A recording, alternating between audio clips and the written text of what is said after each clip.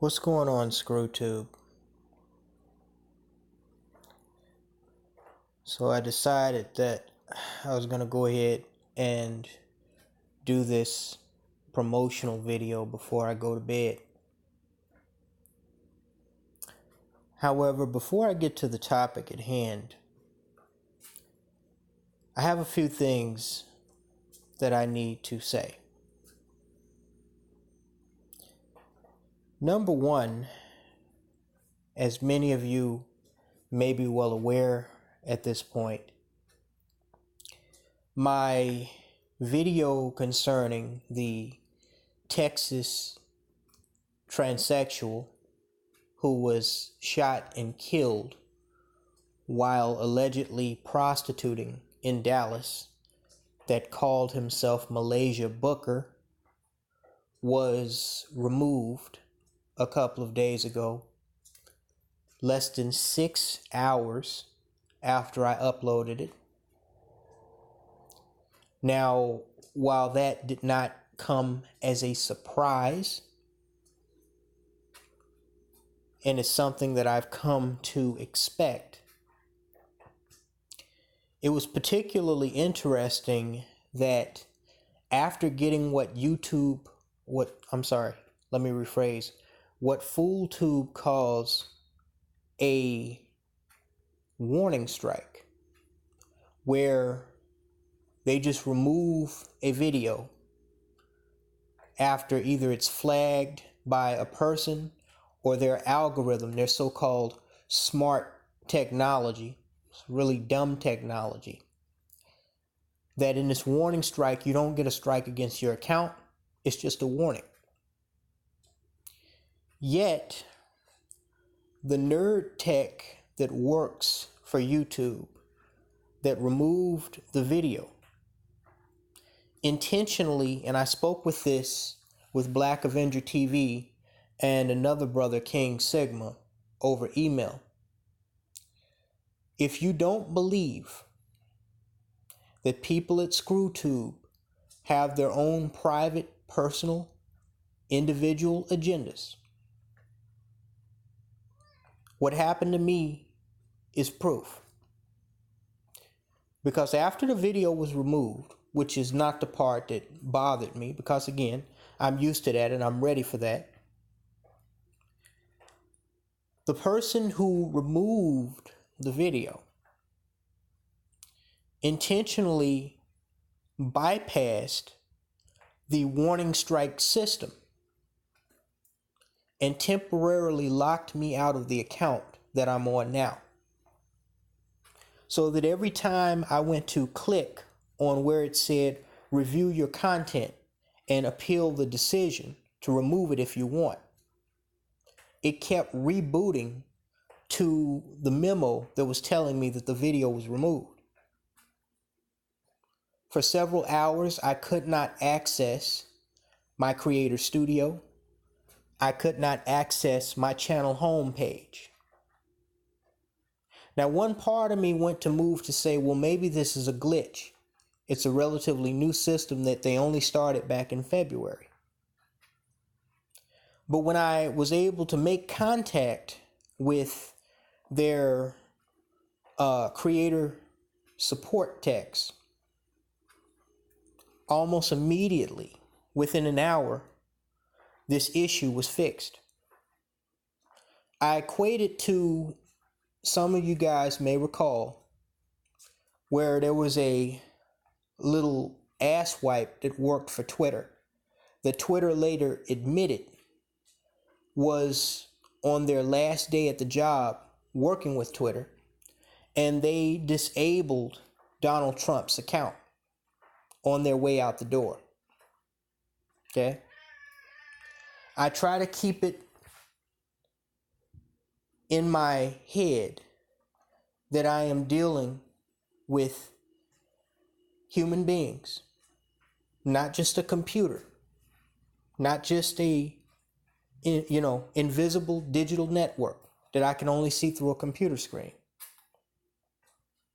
And a lot of these people that view content that is flagged or otherwise moderated, get butthurt just like the people that I'm talking about. In fact, a lot of these people that work for YouTube, which we know is mostly liberal, are some of the people that I'm talking about. And it would not surprise me if some of them are black women. And it most certainly would not surprise me if many of them are members of the so-called LGBTQ community. Which you may have noticed,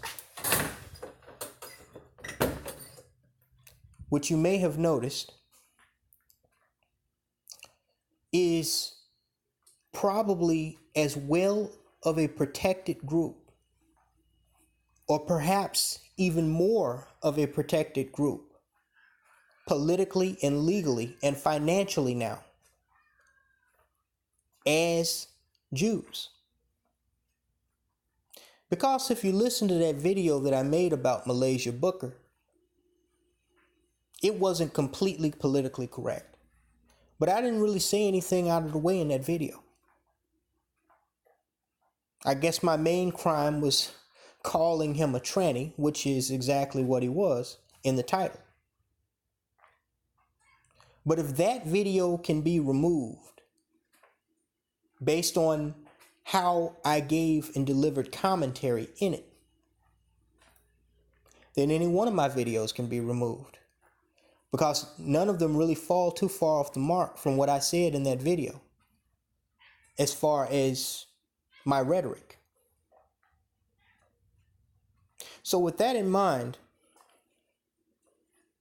I have done a couple of things. And I am prepared to do a couple of things, including things that I have already done in the past. Now, for those of you who are new to my channel, those of you who are just here for the clout chasing bandwagon ride of being on videos that are getting a lot of views and a lot of comments, I'm not talking to you because I know a lot of you are like maggots. You're just blood-sucking little leeches that as soon as the traffic falls, you're nowhere to be seen. If it's not some, story that's clickbait or, something that's trending, you don't want to be a part of it. So you're going to miss out, and that's fine. Because also what I've noticed is that of all the videos that I make, while in recent months, in the last 6 months, I've been averaging about 1,000 views per video. Most of the people who leave commentary on my videos are like the same 50, not even that.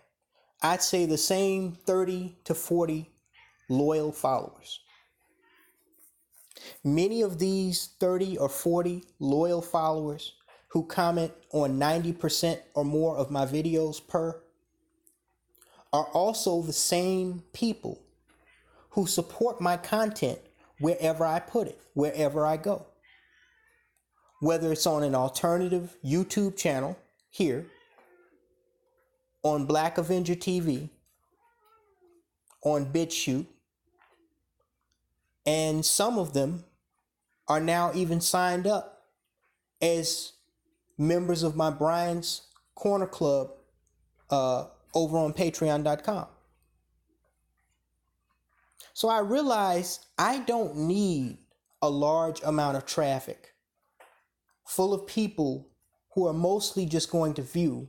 Most of them are not even going to watch the video all the way through. And if they're newcomers, there's a 50-50 chance that they're going to say something stupid that gets them blocked and deleted anyway. So as a result of that, one of the things that I am prepared to do is something that I've done before.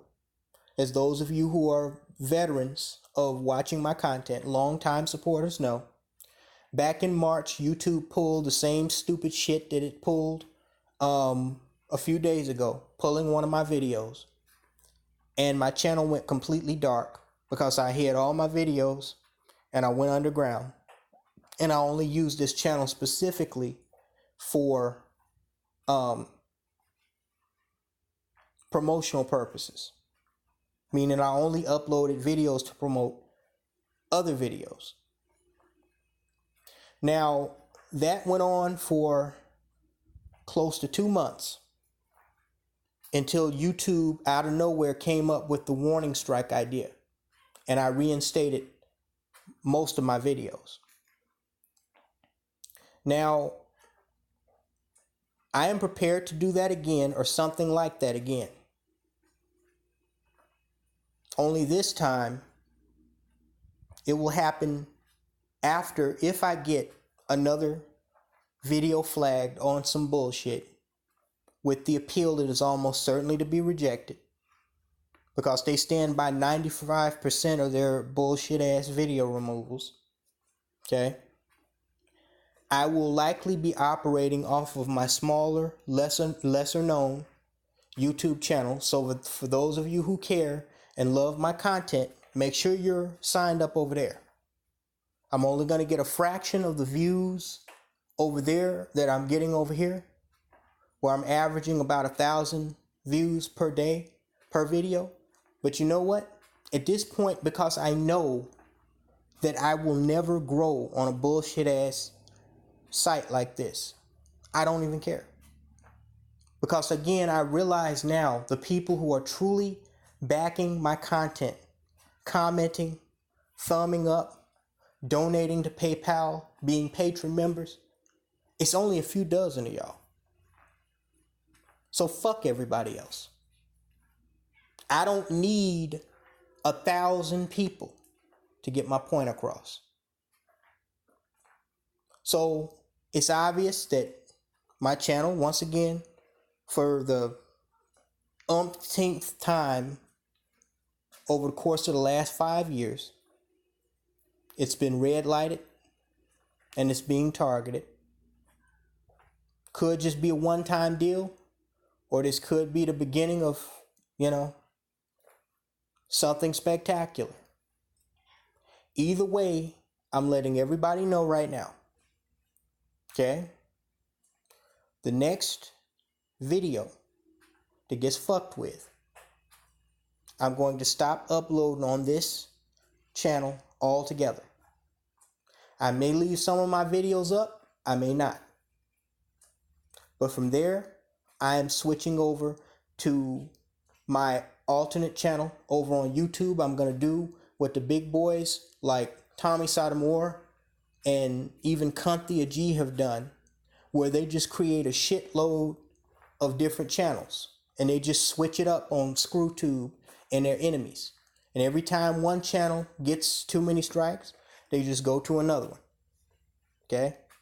And I'm going to continue to upload my hard-hitting content on both Bitchute and Black Avenger TV. With that in mind, a lot of you saw the video that I made yesterday, or that I made a few days ago and released, about the issue of black, male-controlled and created social media struggling. As you all know, and I just mentioned Black Avenger TV. Now, Black Avenger TV has been up close to a year, and it still has not caught on with the black sector of YouTube. And you know what? That's fine too. Because I realize I only need a handful of black men. Because when you really think about it in the larger scheme of things, there's only a handful of us that have enough common sense to see what the fuck is actually going on and accept it for what the fuck it is. So for those of you who don't support the content, fuck all y'all. You're just going to be left in the dark. Go to somebody else's channel that'll pander to the likes of the idiots that control this platform. I will not be silenced. I will not be censored. I'm going to say whatever the fuck is on my mind whenever the fuck I want to say it. I've always been like this, and I will always continue to be like this. Additionally, I have done something that I should have done a long time ago. All of the content that is uploaded from here on out on this channel of this trifling ass platform will now automatically be uploaded on my Bitchute channel. Bitchute has a system in place that I've used before, very effective, but I fell off, where you can copy the YouTube channel ID code onto the Bitchute platform, and it becomes like a mirror reflection of all the activity that you upload on YouTube. So if I had done that by now, that Muhlaysia Booker video and other videos that have been fucked with by YouTube would already automatically be backed up on Bitchute. And all of my real supporters could just simply go over there and view it and comment, thumb it up, whatever. So after YouTube's latest stunt and whatever possible haters that I have, I went ahead and I did that. So now every video that I upload, if I upload any more videos on here, because I have, in addition to this video, I have about a dozen more videos. I've been working my ass off producing videos. I have a dozen quality videos sitting in queue, meaning they're uploaded, but they're set on private, just waiting to be released one after the other. Depending on what happens within the next few weeks, months, those may be the last videos I upload on this channel for a long, long time. Because I'm not going to allow YouTube to put me in a situation where I have to hold my tongue or watch what I say. It's just not going to happen. I honestly don't give a fuck if I offend somebody. I don't. You ask me, why do I speak nasty? I had some butthurt nigga leaving a comment in my comment section talking about how foul I am. Negro, you come from Blackistan, one of the foulest places on planet Earth. Nasty? Talking nasty? Well, we live in a nasty world. So all this censoring of what someone says to keep somebody's feelings from being hurt or protect their endorsements, I really don't give a fuck about. I honestly don't. So hopefully I can get those dozen or so videos off. If I do or I don't, it's not as relevant as y'all understanding that all of these videos are now backed up on Bitchute. So if they get removed here, you can go over there. In addition to that, on Black Avenger TV, there was some type of issue that Black Avenger is working on now, or maybe it's already fixed. I don't know, because you're listening to me. By the time you listen to me, this may be old news, where the uploading feature had been disabled. And I found it particularly strange that this glitch, he said it was a problem with the licensing. There were some claims that the license wasn't valid for the site, for the owner, which is the Black Avenger himself. And I found it particularly odd that there would be a licensing issue that would prevent me from uploading content on Black Avenger on the same day that ScrewTube removed my Muhlaysia Booker tranny video, and the nerd idiot who did it intentionally temporarily suspended my account by bypassing the warning strike system.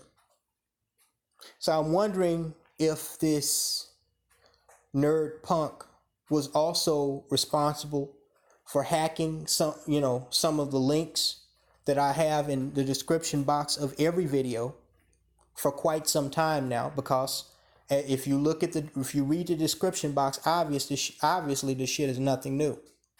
Or if this was some type of hack attack coming from the LGBTQ extremists or some other liberal nut job. Or if it was just one big coincidence.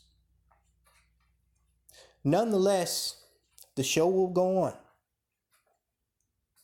The show may not be as big as it was before, but it will go on. Nothing's going to stop me except death.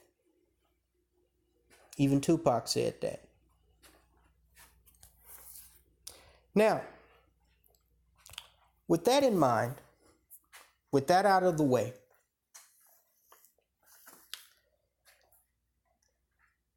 this, hence the title of this video, is a video that I really should have done a long time ago. Y'all have heard me mention it, make references to it in my commentary.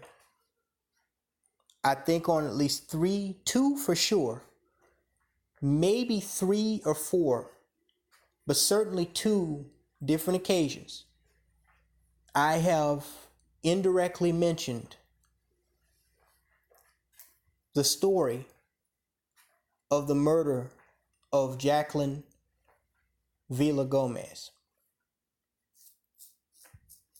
She was a relatively attractive, pretty decent looking 19-year-old Southern California girl, black girl, who was in a relationship with this Iraqi war veteran, an Army vet named Jonathan Needham. And they had only been dating for a few months when in September of 2008, they got into a heated argument at his flat, and he snapped, and he literally beat her to death. Now, the beating was so brutal. If you look at the picture collage, you can clearly see there is blood splatter along the wall next to a guitar. And in the bottom right portion, police homicide detectives, you see where they took pictures of his hands that were not only red and bloody, but they were also swollen, like somebody had hit both of his hands with a hammer. This is just how viciously this white dude beat this girl to death. Now, this particular story drew nationwide attention. It actually shocked the media, and it intrigued the nation because at the time, let me say this, in 2008, when this happened, society, especially black society, on the surface, was nowhere near where it is now. Swirlers now are getting taken out, seems like every month, by their white lovers. Like the shit that happened in Mississippi. I mean, there have been 20 or 30 of those types of cases just over the course of the last 5 years. Okay? So it's kind of like when Columbine first happened, the first, major school shooting in modern times. It stunned the nation, not because it had such a high casualty count. There had been worse mass shootings. But because to white America, having their suburban utopia erupted by that type of enormous, unimaginable violence was unheard of prior to Columbine. Whereas nowadays, 500 people can get shot on the Las Vegas Strip, 24 kids can get gunned down in a tiny Connecticut town at an elementary school, and we barely even bat an eye anymore. Why? Because now this stuff has become a trend where we're used to it. Okay?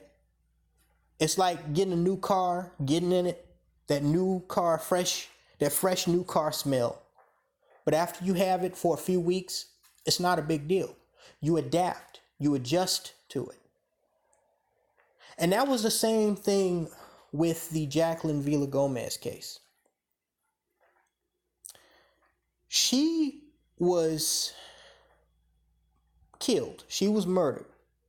This entire incident happened at a time before. It's hard to think of 11 years ago as being such a different, there being such a difference in what was on the surface of Black America, you know, with all of this, you know, swirl nation and you know, go get you a Brad. That stuff was always going on, as we now know, but it was not on the surface of social media. And, you know, most of it was behind closed doors. You didn't see Black women, you know, proudly flaunting their white boy around in public like you do now. Most of that stuff was behind closed doors. It was kept under wraps. And they most certainly were not on a grand scale blatantly disrespecting Black men the way they are now. As a matter of fact, they were just coming up off of the heavy criticism of Black men who were dating white women by 2008. So when this incident happened, at the time, even though I'm sure there had been violent domestic cases like this before, it was really unheard of. Not only because, you know, the entire atmosphere of interracial relationships, you know, and so-called swirling was different, but also because we were 2 months away from the first biracial, what a lot of people call the first Black president, Obama, being elected. And by September of 2008, it was clear that Obama was the front runner and that he had, you know, there was a very high chance and probability that he was going to become elected to presidency of the United States. And a lot of people were ecstatic about this. So there was a facade at the time that race relations were improving because of the positive polls that President Obama was getting during his first presidential bid before he was elected. Also, there was the physical aspect of this. When you look at the many pictures, because I studied this case in depth when I first caught wind of it.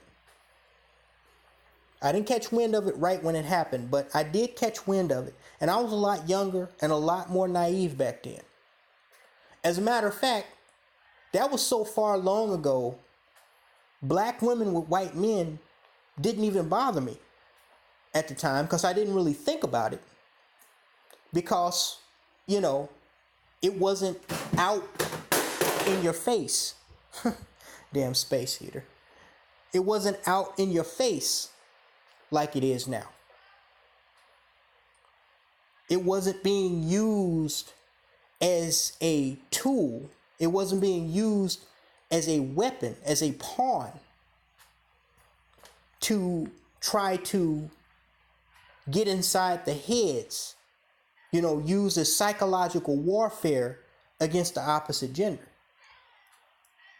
It was just something that you saw occasionally every now and then.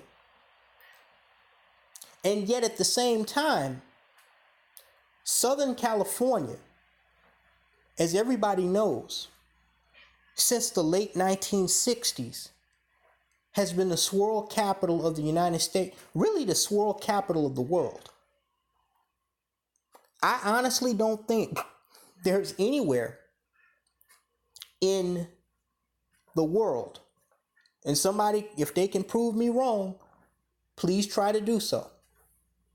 I don't think there's anywhere else in the world where the white-black dynamic, as far as relationships are concerned, is more frequent and frugal than it is in California, especially Southern California.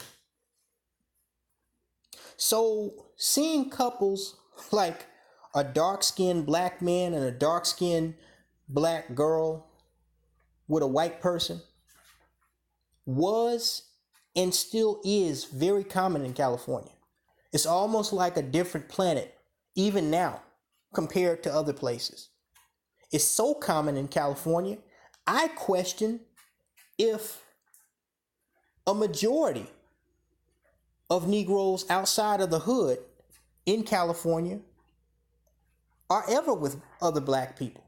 Okay? When I visited Beverly Hills and West Hollywood, that's all I saw was interracial couples. Mostly black men with white women, but nonetheless, very common out there. This is nothing that people, that turns heads out there. It's just what they do. And so when you looked at this couple, when this hit local news headlines and it kind of went viral, another aspect that people looked at, and what I look at now, is that this was from a physical attraction standpoint, it was about as close to what Crystalline Kerosene and her minions wish they could get to when it comes to this pink pill. A very attractive, dark-skinned, cute black girl with a relatively handsome, veteran, your quintessential all-American blonde hair, blue-eyed white boy. Kind of looks like Barry Pepper. It was the quintessential chocolate Barbie, white Ken doll interracial couple. They were young. She was in her late teens. He was in his mid-20s. He was your classic Southern California surfer beach white boy. And she was your quintessential black valley girl. As a matter of fact, Jacqwuelyn Villagomez was not like most of today's swirlers. She actually was not, in the sense of, origins. She did not come from Blackistan. Well, she did come from Blackistan, but she did not come from Blackistan in the sense of she dealt with Pookies and Ray Rays. And then all of a sudden she want to go and level up, so to speak, and find her a white boy. She was, I don't want to say genuine, but she was, what's the word for it? She was authentic in the sense that she was adopted into a white family at a young age because her mother died of AIDS. And I don't even think she knew her father. So she grew up in a white setting as a dark-skinned black girl. So she was the type of black girl that David Carroll talks about, that, they just grew up around white people. And white people supposedly accepted them as one of their own. She had nothing but white girlfriends. She went to nothing but white schools. She experimented with drugs and smoked the type of drugs that white people smoke. She was essentially a white girl in a dark girl's skin. You know how people say there's nothing black about that Negro except their skin pigmentation, or the color of their skin? She was one of those. And in a sense, considering that she was adopted at a young age and her mother died when she was very young, she really didn't have much of a choice in that juncture. It was what it was. But this particular case, in addition to, I guess, what people call shocking the nation or the news media, making a frenzy out of it, it also reminded me of that movie that came out a couple of years ago that I'm sure everybody recalls. There was about as much buzz around it as it was around Black Panther, called Get Out. And in Get Out, you basically had a black male swirler with a white girl. And he thought he was in love with this girl. It was only towards the end of the movie that he realized that this white girl was being used as a bait and switch tool to lure mostly black men and sometimes black females into a secluded mansion owned by her parents and her family so that they could take over these black people's minds and turn them into biological cocoons for themselves so that they could live longer, become physically stronger. It was some eerie shit, I will say that. But essentially what that movie, the basis behind that horror movie was that white liberals only appear on the surface as your friend. But behind closed doors, they have a hidden agenda that only serves to hurt you and benefit them.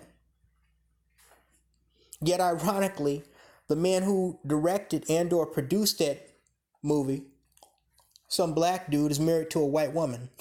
Figure that shit out. But that's what this case reminded me of with Jacqwuelyn Villagomez. And the last time I mentioned this story was, and like I said, I should have made a video about this really years ago.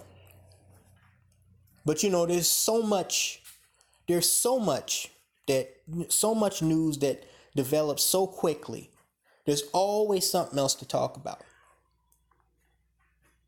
But the reason why this story has come to the forefront, again, to the point where I finally got around to making a video about it, is because I found out that just a few days ago,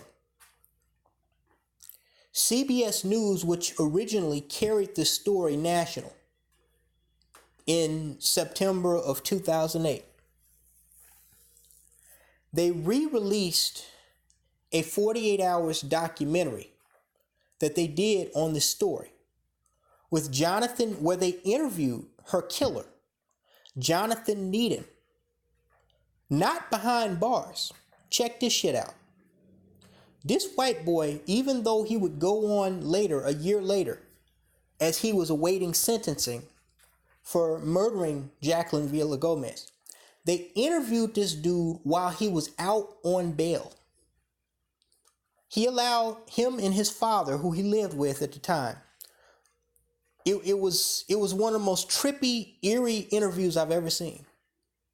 A man who, it's one thing when somebody shoots somebody. I actually talked to a white woman who killed her husband and was let off by the police. They called it self-defense. But to see a man walking around on the street, doing laundry, running errands,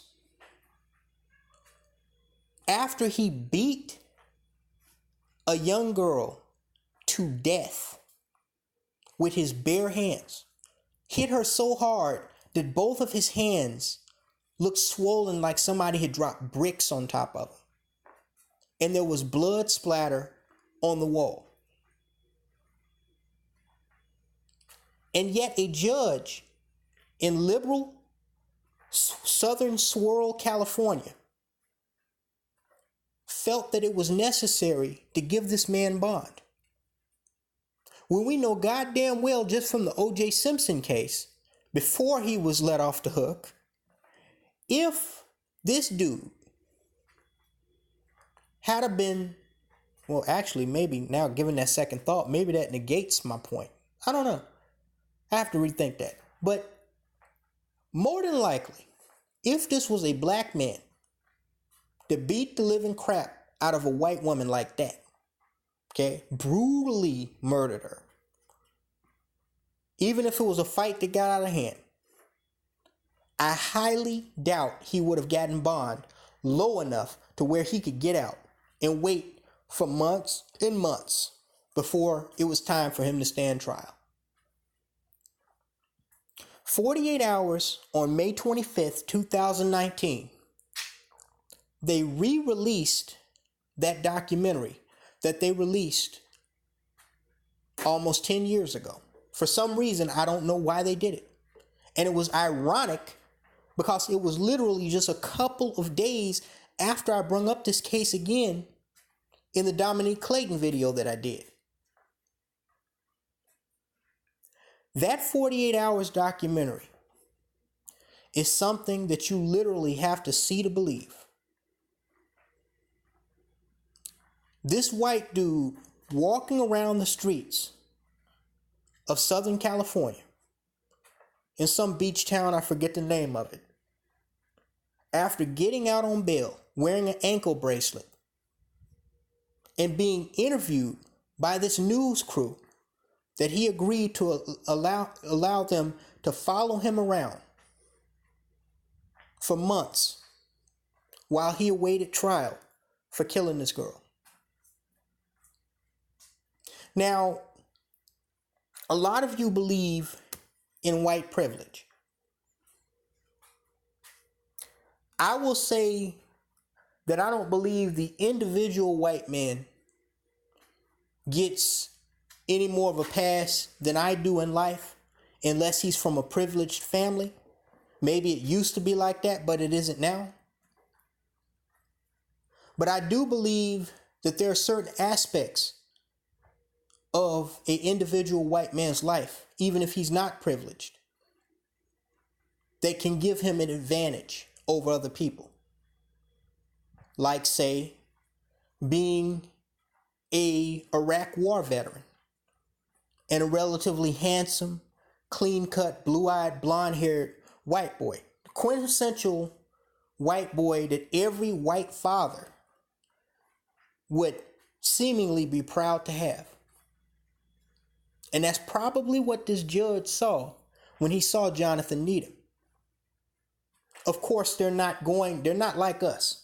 They're not going to look at their own kind, especially the younger generations, and see something different from themselves. So of course he's going to get somewhat of a pass. And I couldn't help but wonder, what would have happened to Jonathan Needham if he hadn't have decided to commit suicide and he had have stuck around and waited for sentencing? The mere fact